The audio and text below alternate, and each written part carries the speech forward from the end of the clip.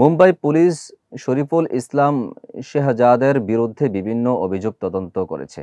তার বিরুদ্ধে বলিউড তারকা সাইফ আলী খানের বাড়িতে ঢোকার চেষ্টা করার অভিযোগ উঠেছে।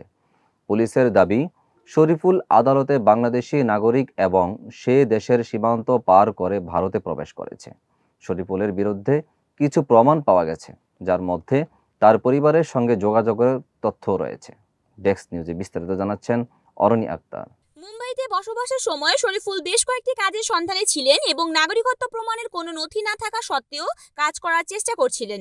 ইতিমধ্যে পুলিশের তদন্তে জানা গেছে, তিনি পশ্চিমবঙ্গের এক মহিলার নামে একটি সিম কার্ড কিনেছিলেন এবং সেই নম্বর থেকে বাংলাদেশের বিভিন্ন নম্বরে ফোন করেছেন। পুলিশের দাবি অনুযায়ী শরীফুলের সঙ্গে বাংলাদেশে তার পরিবারের একজন সদস্যদের সঙ্গেও কথা হয়েছেন এবং ওই সদস্য জানিয়েছেন যে শরীফুল সেখানে দ্বাদশ শ্রেণী পর্যন্ত পড়াশোনা করেছেন এবং তার দুই ভাই রয়েছেন।